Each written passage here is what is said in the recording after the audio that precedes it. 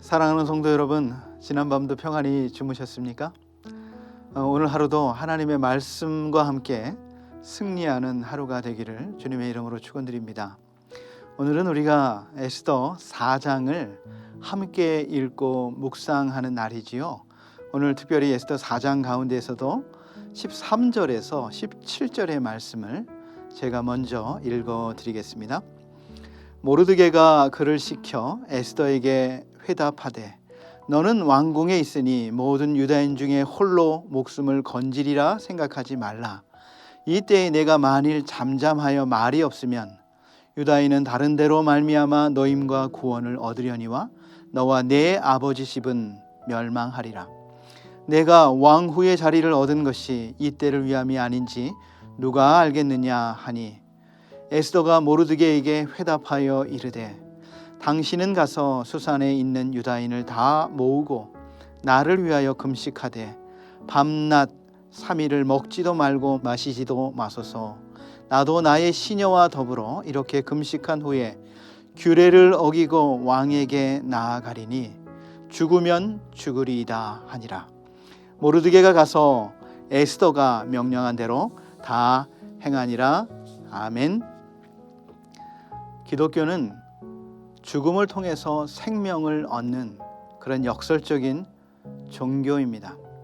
예수님께서도 요한복음 12장 24절에 이렇게 말씀하셨습니다. 내가 진실로 진실로 너희에게 이르노니 한 알에 밀이 땅에 떨어져 죽지 아니하면 한 알 그대로 있고 죽으면 많은 열매를 맺느니라 그랬습니다. 예수님은 이 말씀처럼 자신을 한 알의 밀알이 되어서 십자가 위에서 자신의 생명을 내어주셨을 뿐만 아니라 부활하셔서 많은 열매를 맺게 하시지 않았습니까? 바로 그 열매가 바로 교회인 것이죠. 교회는 예수님의 죽음과 부활을 통해서 세워진 공동체다, 이렇게 말을 할 수가 있습니다. 오늘 말씀에도 죽으면 죽으리라 이런 일사각오를 가지고 자신의 생명을 던졌던 에스더를 통해서 죽음의 운명에 처해져 있던 모든 페르시아 땅의 유다인들이 구원을 얻는 내용을 오늘 말씀이 다루고 있습니다. 물론 구원을 얻는 내용은 다음 장에 나오고요. 오늘 에스더가 그 백성들을 구원하기 위해서 자신의 생명을 내던지는 이야기가 오늘 본문에 나오고 있는 것이죠. 인간이 타락한 이후에 그 하나님의 공동체, 하나님의 백성들의 공동체는 여러 가지 아주 오랫동안 여러 번 생명의 위협을 만나게 되었습니다.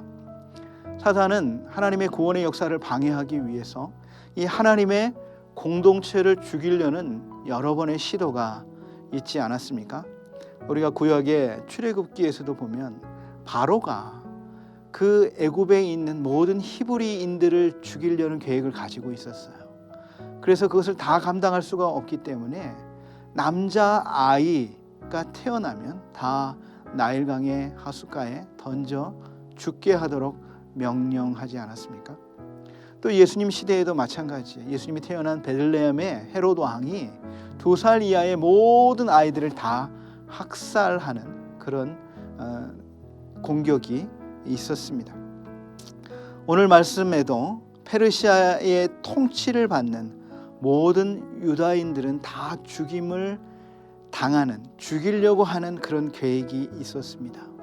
그러나 역사는 언제나 하나님께서 승리하셨고 하나님의 백성들은 보존되었으며 또한 사단의 계획은 항상 실패로 돌아갔다, 이렇게 기록을 하고 있습니다.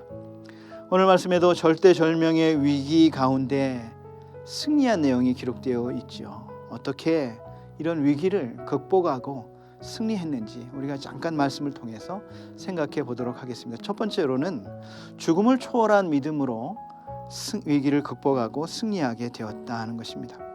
아달월 13일 제비를 뽑았습니다. 하만이, 제비라는 말이 부르라는 말이에요. 그래서 나중에 이 유다인들이 구원을 얻은 다음에 새롭게 만들어진 절기가 부림절이죠. 부르를 뽑았는데 유대인은 어떻게 다 죽일까? 몇 월에 죽일까? 제비를 뽑았더니 12월에 13일이 정해지게 되었습니다. 12월 13일은 바사 영토 안에 있는 바사의 통치, 페르시아의 통치를 받고 있는 모든 영토 안에 유대인들은 다 죽음을 당하는 죽음의 날로 정해지게 되었습니다. 왕의 어인이 찍힌 조서가 전국 127도에 다 반포되어서 누구도 변개할 수 없는 절대의 권위를 가진 법으로 반포가 된 것이죠. 유다인이지만 페르시아의 왕후가 된 에스더는 처음에 모르드게가 이 백성들이 다 죽어가는데 너는 가만히 있겠느냐 이렇게 도전했을 때에 처음에는 소극적이었습니다. 내가 왕이 부르기 전에 나아갈 수 없는 법을 알지 않느냐. 왕이 부르지도 않았는데 나아가면 다 죽임을 당하는 것이 이 나라의 법인 것을 알지 못하십니까? 내가 왕이 부름을 받지 못한 지도 벌써 30일이나 되었습니다. 이렇게 소극적이었지만 에스더의 강한 도전을 받고 오늘 동족 유다인들을 구하기 위해서 자신의 생명을 내어 던지기로 결정을 합니다. 오늘 말씀 16절에 보니까 죽으면 죽으리이다. 내가 왕에게 나아갈 것입니다. 우리 백성들을 구원하기 위해서 왕에게 나아갈 것인데 죽으면 죽으리이다. 영어 성경에 보니까 If I perish, I perish. 만일 내가 죽임을 당하게 된다면 기꺼이 죽을 것입니다. 백성들을 구원하기 위해서 왕에게 나가서 호소할 것인데 그 일을 통해서 내가 죽임을 당하게 된다 할지라도 나는 기꺼이 죽을 것입니다 라고 하는 죽음을 각오한 결단이 오늘 에스더의 결단인 것을 알 수가 있습니다. 이 죽음을 초월하는, 죽음을 두려워하지 않는, 죽음을 초월하는 용기는 하나님을 믿는 믿음에서 나오는 것입니다. 성경에 보면 많은 믿음의 사람들이 바로 이 죽음을 초월한 믿음의 결단을 가지고 승리한 것을 우리가 알고 있지 않습니까? 다니엘서에도 보면 다니엘도 마찬가지였어요. 왕의 명령을 통해서 지금부터 30일 동안 왕 외에 누구에게도 기도할 수 없다는 법령이 다 내려지게 되었습니다. 만일 기도하는 자는 사자굴에 던져져서 사자의 밥이 되어 죽게 될 것이다. 이것이 왕의 명령이었습니다. 그러나 다니엘은 그의 민족의 나라를 위해서 창문을 열고 하루 3번 그가 기도하기를 쉬지 않았다라고 하는 것입니다. 물론 그는 사자굴에 던져졌지만 하나님의 초자연적인 보호하심 가운데서 구원을 얻고 왕에게도 다니엘의 하나님이 살아계신 하나님, 참 하나님이신 것을 증거할 수 있는 기회가 되었습니다. 다니엘의 세 친구도 마찬가지죠. 왕이 세운 금 신상에게 모두가 절할 때에 다니엘의 세 친구인 사드락과 메삭과 아벳느고는 기도하지 않았습니다. 왕이 그들을 불러서 이제라도 기회를 주겠다. 이제라도 너희가 이 금신상에게 절하면 너희를 살려주겠지만 절하지 아니하면 풀무불에 던져 죽게 할 것이다. 이때에 다니엘의 세 친구가 이렇게 대답을 합니다. 이 부분은 제가 읽어드리겠습니다. 다니엘서 3장 16절에서 18절입니다. 사드락과 메삭과 아벳느고가 왕에게 대답하여 이르되 느부갓네살이여 우리가 이 일에 대하여 왕에게 대답할 필요가 없나이다. 왕이여 우리가 섬기는 하나님이 계시다면 우리를 맹렬히 타는 풀무불 가운데에서 능히 건져내시겠고 왕의 손에서도 건져내시리이다. 그렇게 하지 아니하실지라도 옛날 성경에는 그리 아니하실지라도 왕이여 우리가 왕의 신들을 섬기지도 아니하고 왕의 세우신 금 신상에게 절하지도 아니할 줄을 아옵소서. 여러분 이런 믿음을 소유한 사람을 누가 이길 수가 있겠습니까? 이런 믿음을 소유한 자들을 세상이 이길 수가 없습니다. 초대교회 때에도 마찬가지죠. 10번의 어마어마한 기독교 박해가 있었습니다.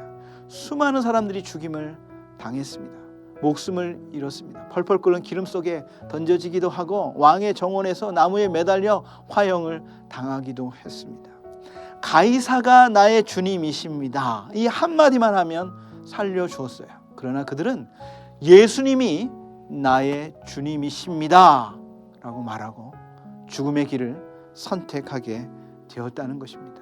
그런데 뭡니까? 이런 사람들을 감당할 수가 없었어요. 그래서 기독교 박해 300년 만에 로마의 황제가 기독교인이 되었습니다.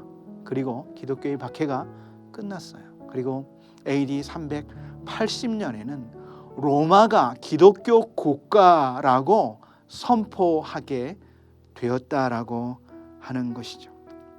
죽음을 초월한 용기를 가진 자들을 세상이 감당할 수가 없습니다.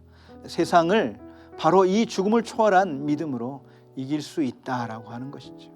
오늘 저와 여러분에게도 바로 예수 그리스도를 통한 영원한 부활의 생명이 오늘 우리 안에 있습니다. 그러므로 우리는 죽음조차도 두려워하지 않을 수 있는 믿음을 오늘 우리는 소유한 자들입니다. 그러므로 우리는 죽음을 두려워하고 죽음 앞에 패배자의 모습으로 서는 것이 아니라 오히려 죽음을 승리자의 모습으로 바라보고 죽음에게 당당히 선언할 수 있습니다. 고린도전서 15장 55절에서 57절에도 사도 바울이 이렇게 말하고 있지요. 사망아 너의 이기는 것이 어디 있느냐? 사망아 너의 쏘는 것이 어디 있느냐? 사망에 쏘는 것은 죄요 죄의 권능은 율법이니라. 우리 주 예수 그리스도로 말미암아 우리에게 이김을 주시는 하나님께 감사하노라 그랬어요. 사망아 내가 모든 사람들을 다 두려워 떨게 하느냐? 너의 이기는 것이 어디에 있느냐? 나에게 부활의 생명, 영원한 부활의 사한 소망을 가지고 있는 그리스도의 부활의 생명이 내 속에 있다. 이 사망을 이길 수 있는 이김을 주시는 하나님께 우리는 감사한다. 이것이 바로 죽음을 향해서 당당하게 외칠 수 있는 하나님의 백성들의 모습이다라고 하는 것입니다. 그리스도인들은 여러 가지 시련과 고통을 만납니다. 죽음의 위협을 만납니다. 그러나 떨지 않고 낙심하지 않는 것은 썩지 않는 영원한 사한 소망이 우리 안에 있기 때문입니다. 그 사한 소망을 가지고 죽음 앞에서도 두려워하지 않는 죽음을 초월한 믿음을 가지고 승리할 수 있습니다. 오늘 에스더는 바로 그 믿음으로 승리하게 되었다라고 하는 것입니다. 두 번째로 기도하는 신앙으로 승리한 것을 우리가 알 수 있습니다. 에스더는 그의 사촌 오빠 모르드게에게 이렇게 말합니다. 모든 유다인과 함께 수산에 있는 모든 유다인과 함께 밤낮 3일을 먹지도 말고 마시지도 말고 나를 위해 기도해 주소서. 나도 시녀들과 함께 이렇게 기도한 후에 왕에게 나아갈 것입니다.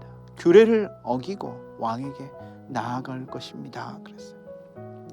여러분, 기도는 모든 행위의 예비 동작이 되어야 됩니다. 이게 순서가 굉장히 중요합니다. 어떤 행위를 하기 전에 먼저 해야 될 것이 있는데 그것이 바로 기도다라고 하는 것입니다. 많은 사람들이 이 순서를 바꿔서 해요. 그래서 어떤 어려움을 만났을 때 먼저 자기가 할 수 있는 모든 방법을 동원해서 해봅니다. 그래서 안 되면 주변의 사람들에게 도움을 구하지요. 그래도 할 수 없을 때에는 하나님 살려주십시오. 하나님 도와주십시오. 하나님께서 이 문제를 해결해야 됩니다. 그렇게 하나님 앞에 나오지 않습니까?